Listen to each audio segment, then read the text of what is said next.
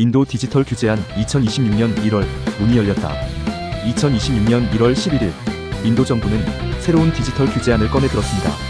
그 안엔 이렇게 쓰여 있었죠. 국가 보안을 위해 민간 기업의 소스코드에 접근할 수 있다. 그 문장을 본 순간 저는 멈춰섰습니다.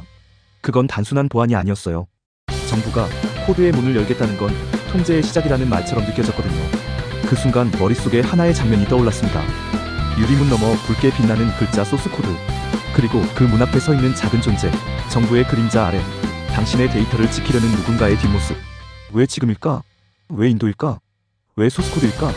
이 영상은 그 질문에서 시작합니다. 그건 단순한 정책 변동이 아니라 디지털 주권이라는 이름 아래 어디까지 감시를 허용할 수 있느냐는 민주국가의 한계 실험이기 때문입니다. 그리고 지금 그 경계선을 넘으려는 최초의 국가가 인도라는 사실, 이건 단순한 개발자들의 문제가 아니라 우리 모두의 감시 조건이 바뀔 수 있다는 경고일지도 모릅니다. 2026년 1월 인도는 소스코드 접근이라는 법안을 내놓았습니다. 지금 이건 단순한 보안이 아니라 통제의 시작일까요? 인도 디지털 규제안 감시인가 보호인가?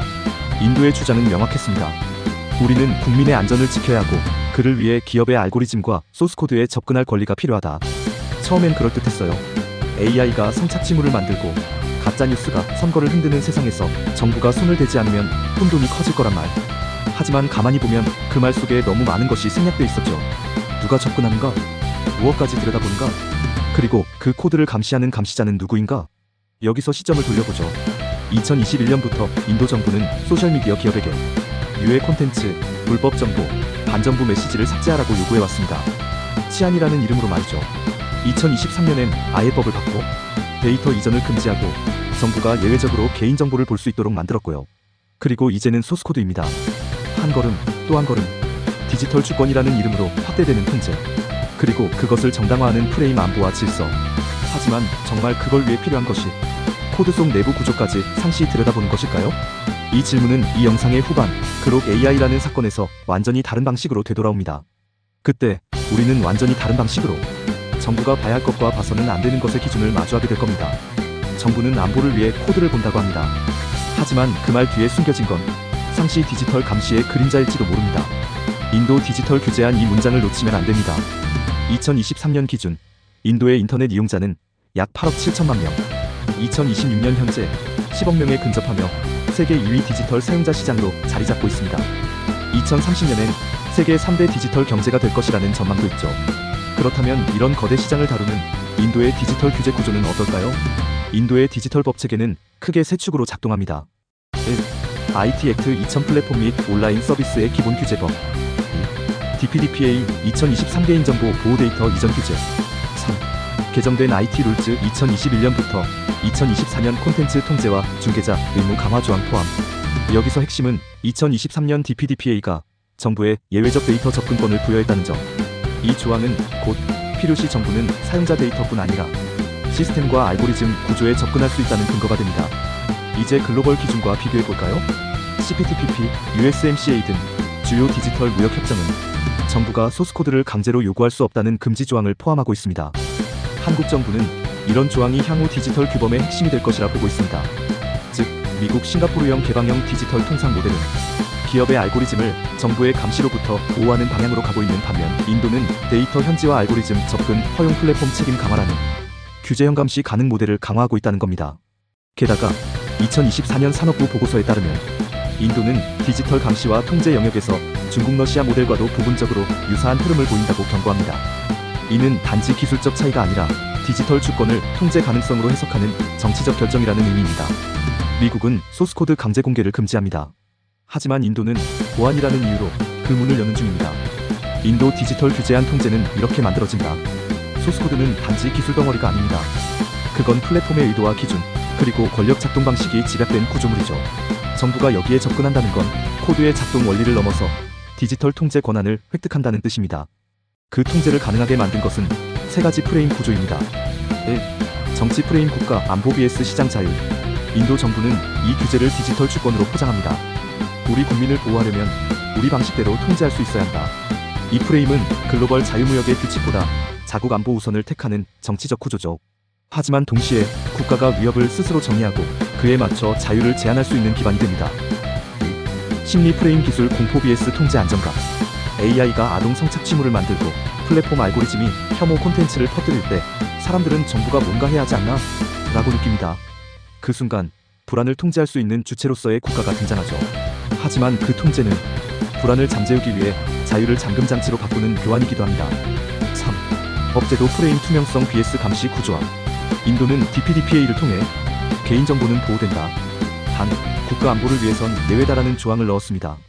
그 문장 하나가 법적 감시 권한의 시작점이 되었고, 이제는 그 범위가 알고리즘과 소스코드까지 확장되고 있습니다. 즉, 이건 일회성 검토가 아니라 상시적 구조로 내재화된 감시 권한입니다. 여기서 다시 시점을 전환해보겠습니다.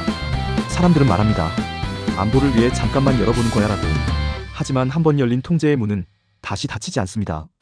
이건 기술의 문제가 아닙니다. 통제가 법과 심리 안에 들어오는 방식의 설계 문제입니다. 인도 디지털 규제안 AI 사건, 규제의 도화선이 되다. 인도가 소스코드 접근이라는 고강도 규제안을 꺼낸 건 단순히 정부의 자의적 선택이 아닙니다. 그 뒤엔 누적된 사건과 심리적 압력의 축적이 있었습니다. 1. 도화선이 된 사건 그룹 AI 성착취 이미지 논란. 2025년 말 인공지능 이미지 생성 툴인 그룹 AI가 12세에서 16세 소녀의 성적 이미지를 대량 생성한 사건이 인도 내에서 터집니다. 국제적 논란이 된 이 사안은 단숨에 인도의 국회와 여론을 뒤흔들었죠.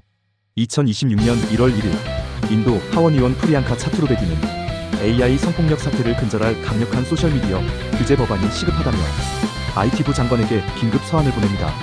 이 사건은 규제 강화를 안보윤리의 명분으로 밀어붙이는 정치적 기회가 되었죠. 2. 구조적 압력 아동 성착취물 CSAM 폭증. 미국 NCMEC 자료에 따르면 AI 기반 아동 성착취물 신고 건수는 1년 새 100배 가까이 증가했습니다. 2024년 4,700건, 2025년 상반기 44만 건 이상. 이 폭증은 전 세계 정부에게 AI는 방치할 수 없는 위협이라는 정서를 심어줬고, 인도 정부도 이를 규제 당위성으로 활용합니다. 3.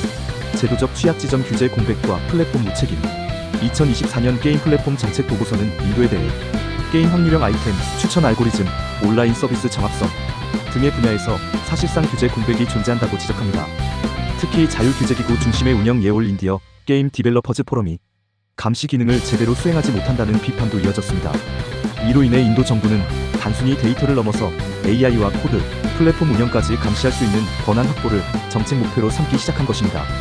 결국 그룹 AI 사건은 정책 폭발의 도화선, 그간 누적된 윤리법적 공백은 도화선에 쌓인 기름, 그리고 디지털 주권이라는 담론은 그 불을 지핀 명분이었습니다. 우리는 늘 이렇게 시작했죠. 이번만큼은 통제해야 해라고요.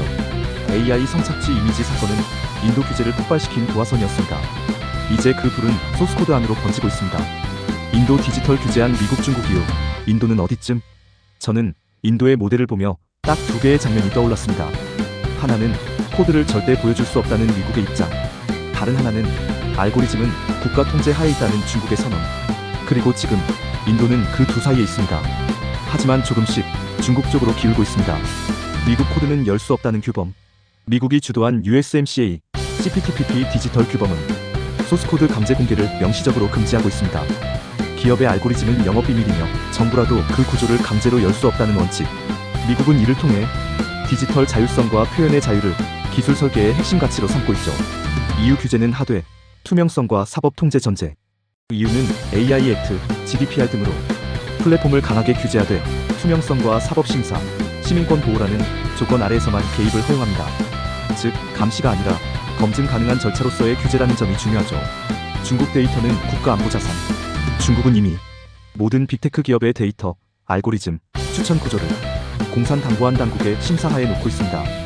이건 규제가 아니라 디지털 통치의 완전한 제도화입니다. 그렇다면 인도는 미국처럼 코드를 보호하지도 않고 EU처럼 통제를 절차화하지도 않으며 점점 더 치안 질서라는 명분 아래 알고리즘을 통제하는 구조를 제도화하고 있습니다. 그리고 그 안에선 소스코드, 알고리즘, 플랫폼 운영까지 모두 한 시스템 안에서 열람 감시 가능한 통로가 설계되고 있죠. 한국은 어디쯤 있을까요? 한국은 현재 디지털 통상 협상에서 소스코드 공개 강제 금지와 데이터 자유 이동을 원칙으로 삼고 있습니다. 하지만 동시에 AI 범죄와 플랫폼 문제에 대한 국민 여론이 커지고 있는 만큼 인도와 비슷한 통제 요구가 한국에서도 재현될 수 있다는 점을 경계해야 합니다. 그리고 이제 이 모든 모델을 넘어서 한 가지 장면을 마주하게 됩니다. 바로 디지털 감시의 경계선이 무너지는 순간 미국은 소스코드를 보호합니다. 중국은 그것을 통제합니다. 그리고 인도는 조용히 통제 쪽으로 움직이고 있습니다. 인도 디지털 규제안 그 문 열어야 할까요? 저는 다시 그 유리문 앞에 서 있는 상상을 했습니다. 그 문 안에는 붉은 글씨로 소스 코드가 빛나고 그 앞에는 작은 돼지가 바닥에 투영돼 있었죠. 국가 권력의 상징. 그 순간 저는 묻고 있었습니다. 이 문을 열게 허락해도 괜찮을까? 인도는 이제 그 문을 열려 합니다. 디지털 안보라는 이름 아래 알고리즘을 열고 플랫폼을 열고 마침내 소스코드까지 들여다보려는 구조를 만들고 있죠. 그들은 말합니다. 국민을 보호하기 위해 필요하다고. 하지만 우리는 묻지 않을 수 없습니다. 그 보호는 누구로부터의 것인가? 그리고 누구를 위한 감시인가? 이건 단지 인도의 문제가 아닙니다. 지금 우리가 이 흐름을 외면한다면 디지털 규제의 기준선은 바뀔 겁니다. 그리고 그 선은 당신이 사용하는 플랫폼과 알고리즘, 당신의 일상과 정보까지 감시 범위로 바꿔놓을 수 있습니다. 그래서 마지막으로 묻겠습니다. 만약 그 문 앞에 당신이 서 있다면 그 소스 코드라는 문을 열 수 있도록 허락하시겠습니까? 아니면 그 문이 영원히 닫혀 있어야 한다고 말하시겠습니까? 이제 우리는 묻습니다. 그 문을 열어야 할까요? 닫아야 할까요? 그 결정은 우리 모두의 것이기 때문입니다.